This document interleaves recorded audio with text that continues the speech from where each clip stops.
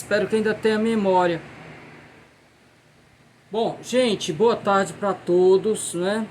Então, como a gente sempre faz aí, vamos começar a aula de hoje retomando a aula da semana passada, que foi assíncrona, né? Então, eu enviei para vocês o capítulo que trata da terceira fase do romantismo, não é? Então, no romantismo do Ceará ocorre o mesmo que se dá no romantismo brasileiro, europeu também, né? Nós temos três fases bem definidas, que são aquela parte inicial que é regionalista, ela não é propriamente indianista, como foi a brasileira, né? A nossa primeira fase é chamada de regionalista, né? Então nós temos aí a figura do Juvenal Galeno. Nós temos uma segunda geração, que é uma geração byroniana, aliás, é uma geração ultra romântica, né? Byroniana também, porque de alguma forma o Lord Byron acaba influenciando, né? E vamos ver, e na aula que foi enviada para vocês, se trata da terceira fase do romantismo cearense, que é uma fase que antecipa algumas questões lá do realismo. Então nós temos aí a luta pela defesa da abolição dos escravos, né? Então a aula que vocês receberam e que eu vou passar em revista muito rapidamente, panoramicamente, vai tratar dos três poetas da abolição. Então eu já vou aqui compartilhar a tela que vocês já receberam, ok? Então nós vamos passar em revista aqui como foi essa terceira fase, não é? Então deixa eu só aumentar aqui. Bom, vocês todos conseguem ver, não é a tela? Pronto, foi a que vocês receberam encerrando o romantismo. Então nós temos aí, pessoal, vários autores que contribuíram com o processo de libertação dos escravos, inclusive nos deu a glória de ser o primeiro estado a libertar escravos no Brasil, antes do 1888, né?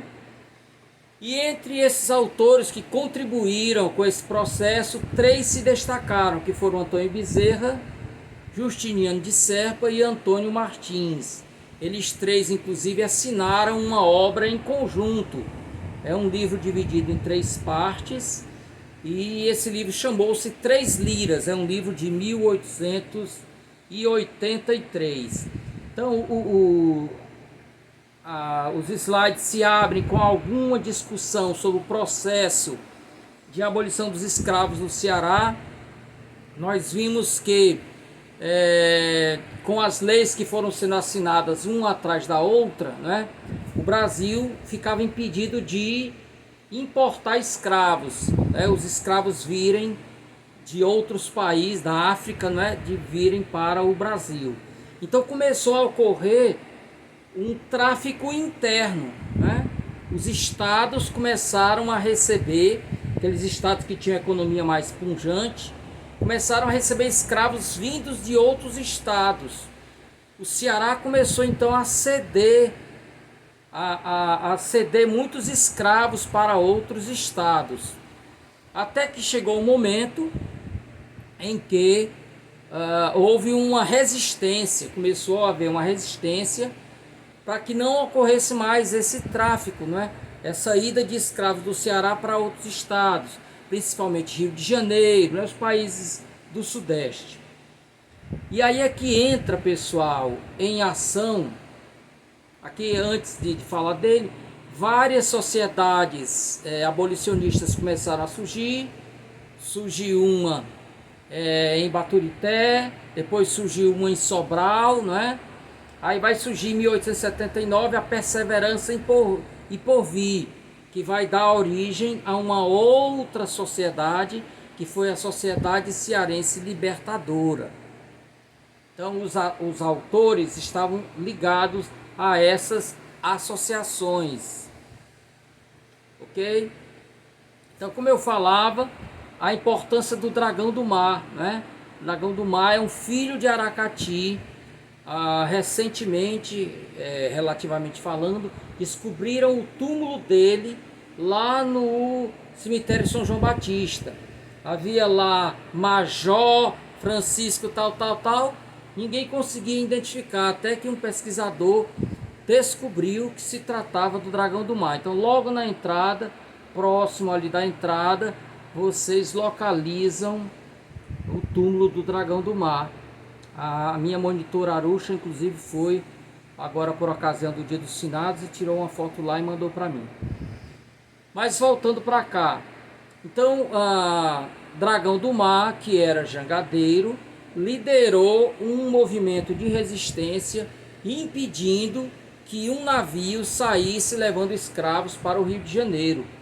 Houve depois uma nova tentativa e mais uma vez ele refreou, ele impediu, levou as jangadas até os navios, impedindo que os navios partissem levando escravos.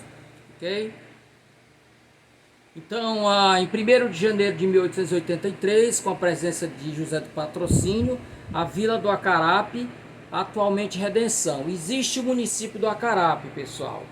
Acarape e Redenção formavam um município só. Depois houve uma divisão. Então, a parte de Acarape que assinou, não é? A parte onde foi efetivamente feita a libertação é a parte que ficou, que deu origem ao município de Redenção. Inclusive lá existe o Museu do Escravo Liberto. Recomendo a todos que façam a visita. Eu já fui 2 vezes, né? Fica antes da Unilab, né? Você tem que passar por lá primeiro para chegar ao Unilab. Então é muito interessante e chocante também, porque você vai ver instrumentos de tortura, coisas inacreditáveis, né? Bom, então em 1º de janeiro de 1883, a Vila do Acarape decreta o fim da escravatura e em um ano depois, em 25 de março de 1884, Manuel Sátiro, que dá nome a um bairro, eu morei lá, inclusive próximo, né, decreta a abolição dos escravos em todo o Ceará. Em Fortaleza ocorrem festas durante 4 dias, né? Então aí são fotos minhas, pessoal, né? Da visita que eu fiz ao, né? Não são fotos minhas não, agora que eu vi, né? A assinatura aqui, mas eu tenho fotos também de lá, muitas aliás, né? Fotos lá do Museu Senzala Negro Liberto. Aqui é uma foto, pessoal, só ocultar isso aqui. Então aqui é um quadro, né, que está lá no Palácio da Abolição, né? Esse quadro tratando aí da assinatura do fim da escravidão no Brasil, no Ceará. Então, gente, os poetas da abolição não foram apenas esses 3, mas os que tiveram papel mais destacado. Então, muito rapidamente, Antônio Bezerra de Menezes, que dá nome lá a uma avenida famosa, né, agora estou em dúvida se é ele que dá o nome ou se é o médico espírita que dá nome à Avenida Bezerra de Menezes, é a consultar, né? Então, Antônio Bezerra de Menezes nasce em 1841 e morre em 1921, né? Foi historiador, jornalista. Eu estou pulando, gente, porque vocês têm esses dados todos. Foi fundador do Instituto do Ceará, patrono da cadeira de número 4 da Academia Cearense de Letras. Aí alguns dos poemas. E aí, gente, só a primeira estrofe desse poema dele. Moços, uma grande ideia vos anima os corações. Quereis erguer no futuro o mais belo dos padrões. Sim, que vos sobre energia e tendes na alma a magia que gera as revoluções. Se a turba não vos entende, dos moços é que depende o destino das nações. É muito interessante, pessoal, que tanto o destinatário como o sujeito louvado no poema sejam os moços. Aqui ele coloca na figura dos moços uma clara oposição entre o pensamento antiquado e o pensamento moderno, né? Os moços encarnam esse pensamento moderno, essa nova geração, essa nova maneira de olhar para o mundo, né? Então as tubas não entendem esse ardor com que eles se colocam contra a escravidão, né? Então eu trouxe alguns comentários sobre o poema, porque eu gostaria de destacar isso, não apenas para este poeta, mas aos demais. Eles faziam os poemas para serem recitados, pessoal. E essa intenção, essa intencionalidade, fazer com que os poemas ganhassem uma formatação muito própria. Primeiro, uma linguagem não muito empolada, não é? Uma mensagem direta, e você tem a questão do discurso grandiloquente, né? Que você procura conquistar aquele que te ouve, né? Então aí eles, inclusive, trabalharam muito bem a questão do patos, né? Quer dizer, esse processo de conquistar, né, a simpatia de quem me escuta. Então ele vai lançar mão de determinadas cenas comoventes, não é? Para que ele conquiste o coração de quem escuta. Desnecessário até porque eles liam isso exatamente nas sociedades abolicionistas, né? Eles já tinham a adesão daqueles que frequentavam o local. Okay? Linguagem simples, direta, sem uso de metáforas complexas, né? E aí ele faz referência a Byron, always, always, né? Quer dizer, vamos, levantemos, vamos avante, né? Expressões que tentam manter aceso o ânimo de quem escuta, né? O patos eu já falei. No segundo poeta da abolição foi Justiniano de Serpa, né? Dá nome a uma escola, né? a um ginásio, se eu não me engano, né? Ginásio Poliesportivo Justiniano de Serpa. Então nasceu em Aquiraz e faleceu em Fortaleza. Formou-se em Direito em Recife, foi jornalista, também foi político, não é? Chegou a ser governador do estado, numa época em que era chamado o cargo de presidente da província, né? Então ele exerceu, e foi inclusive durante o exercício desse cargo que ele faleceu, né? Participou do Centro Literário e foi um dos fundadores da Academia Cearense de Letras, onde assumiu a cadeira 22. Esse poema aqui, ao contrário do outro, você já tem uma linguagem mais rebuscada, algumas palavras, você precisa inclusive do dicionário. Estamos em pleno templo da liberdade e da luz. Como é belo o vosso exemplo, como arrebata e seduz. Essas exclamações, pessoal, não são gratuitas, né? Primeiro afirma essa questão do texto sendo lido, né? Ele provavelmente aí colocava acentos, né? Era um bom declamador. Redimiz a quem na vida tinha esperança perdida e com o eterno o sofrer. Na noite do esquecimento, onde dói tanto tormento, ó, resgatai a mulher. Tá, aqui vocês estão vendo mulher com timbre aberto, rimando com sofrer, com timbre fechado, né? Então isso era muito comum na época, vai ser ainda mais comum no parnasianismo, um momento literário que virá depois, né? No cordel isso é impensável, viu, gente? Sofrer jamais rimará com mulher, né?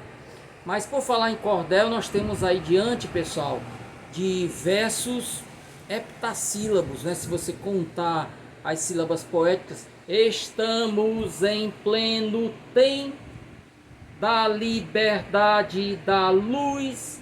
Nós temos cada verso desses com 7 sílabas poéticas, né? é uma dicção popular, né? Ela é muito boa para esses exercícios declamatórios. E aí ele vai cumprindo: quão bela é vossa missão, sublimes libertadoras. Então é um poema dedicado às mulheres que participaram, né, da sociedade, das as chamadas cearenses libertadoras, né? Ok? O esquema de rima foi muito usado pelo Victor Hugo, né, o francês. Inclusive a terceira fase é também chamada de Hugoana, porque teve Victor Hugo um espelho, não é? Então, esse esquema de rima é muito comum em poemas do Victor Hugo e foi usado por outros abolicionistas, como o caso de Castro Alves, né? Também um poema para ser lido em público. A questão do patos que eu falei, um poeta arrebatado pelas emoções. O uso de iniciais maiúsculas, liberdade, mapa dos imortais. Então, algo que vai ser muito explorado, pessoal, pelos simbolistas. Uma escola que dialoga com o romantismo, né? Dentro daquele movimento pendular de que eu já falei. Passando rapidamente. Então, sobre esse poema, Santos de Azevedo disse: Justiniano de Serpa, se não pode ser considerado um poeta de fôlego e de voo alto, ele mesmo renegaria sua obra poética. Era excelente orador, o que, em matéria de poesia condoreira, quase equivalia à mesma coisa. Eram poemas para serem lidos, para serem declamados. Aliás, gente,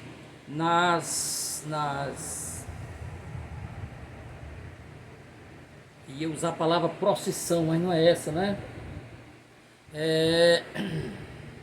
Naquelas marchas que eles faziam, há uma palavra que me foge agora, né? Aqueles cortejos que eles faziam, vez e outra eles paravam para ir recitando poemas. Então era muito comum. Então ele, que tinha já essa verve de orador, imprimiu isso nos seus poemas, né? Já que o objetivo primordial era atingir a eloquência a fim de arrebatar os auditórios. Antônio Martins, o terceiro dos três poetas, nasceu em 1852 em Fortaleza e que também faleceu em 1895, né? Morreu, portanto, com apenas 43 anos. A gente já sabe que esses poetas da época morriam muito jovens, né? 43 anos é até uma idade considerável em relação a outros que morriam com 20, 22, 23. Foi jornalista também, redigiu esse periódico A Brisa, que era um periódico que ele dava prevalência, né, prestigiava os textos literários, os ensaios. Redigiu o jornal Mocidade. Bom, participou, foi também político, né? Também grande orador. É o autor da letra do Hino da Redenção. Algumas informações sobre eles, né? Publicou várias crônicas líricas em jornais de Fortaleza com o pseudônimo de Peri. Por aí vai, pulando, ok? Vou pulando. Então, esse poema, pessoal, é um poema que ele conta a origem daquele monumento natural que existe lá em Tapajé, né? O nome, inclusive, vem do monumento, né? Ita, pedra, pajé, feiticeiro, né? Então, há um monte, eu vou até passar aqui para vocês verem, né? Esse monte aí, essa ilustração mostra o monte, né? Há quem veja aí um padre, né, de joelhos rezando, né? Então tá lá em Itapajé. Logo que você vai chegando, você já vê na estrada mesmo ao longe, você vê esse monumento. Então o poema é feito para falar sobre a origem desse movimento, desse monumento natural, né?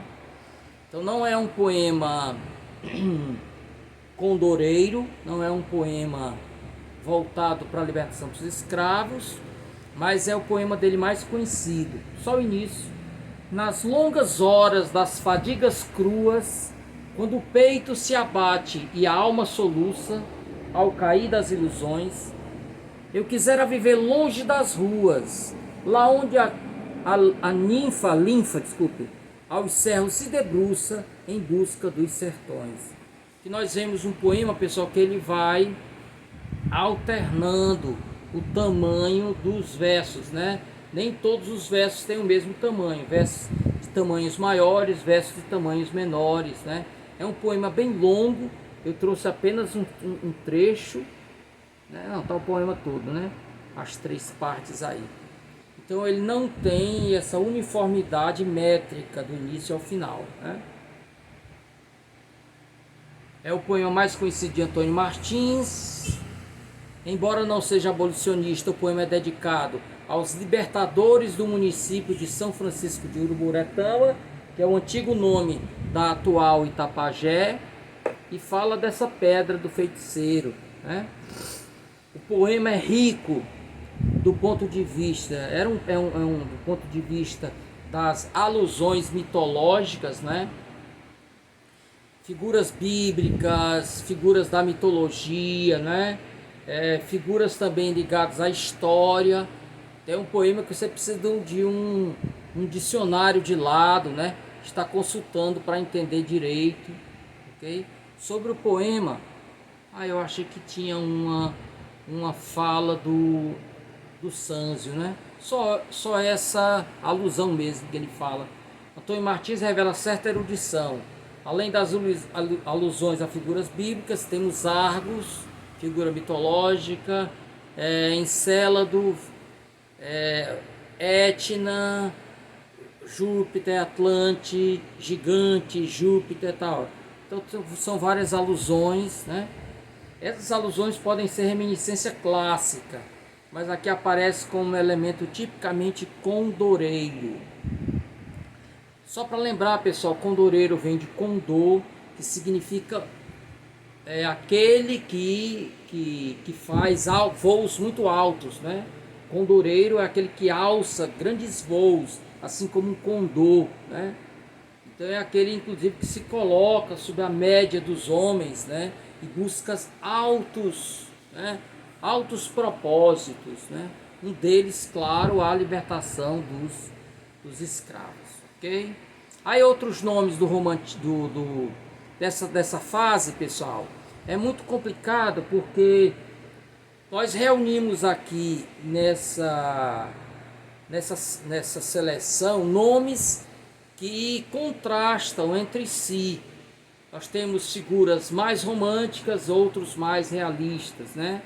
E figuras de transição. Rodolfo Teófilo, por exemplo, começou escrevendo versos românticos e depois ele vira um autor naturalista, dos maiores que o Brasil já teve.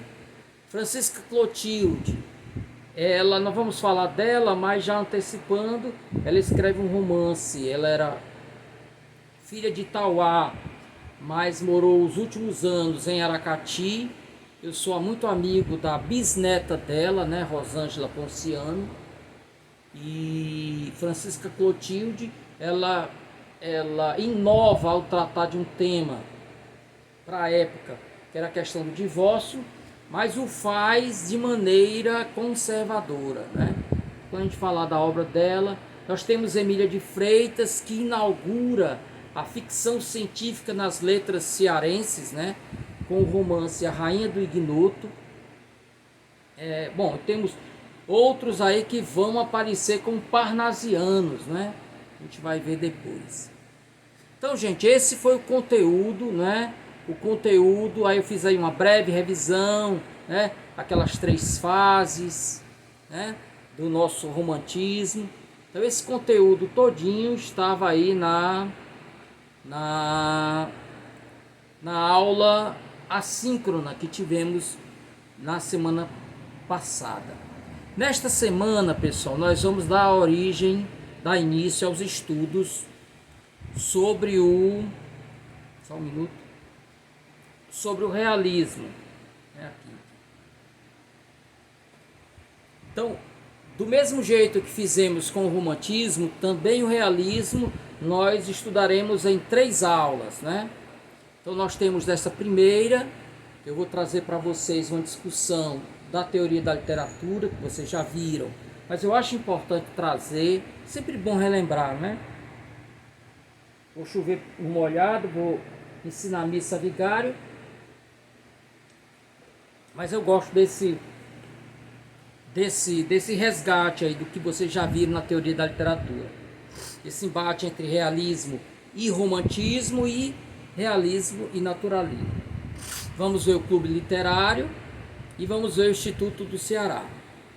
Na aula da semana que vem, que será assíncrona, vocês verão o Centro Literário, a Academia Cearense de Letras e o início da Padaria Espiritual.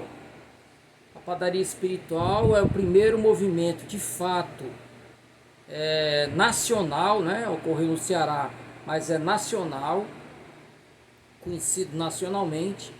Então nós vamos vê-lo em duas partes. A primeira, assincronamente, e a segunda, quando voltarmos daqui a 2 semanas, veremos aí a Padaria Espiritual e o parnasianismo no Ceará, ok?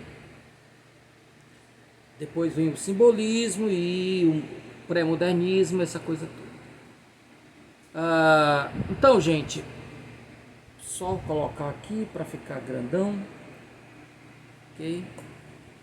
Então, o marco inicial do realismo no Ceará, que também é o final do romantismo, é o surgimento do clube literário, que tinha como veículo de expressão das suas ideias o jornalzinho A Quinzena.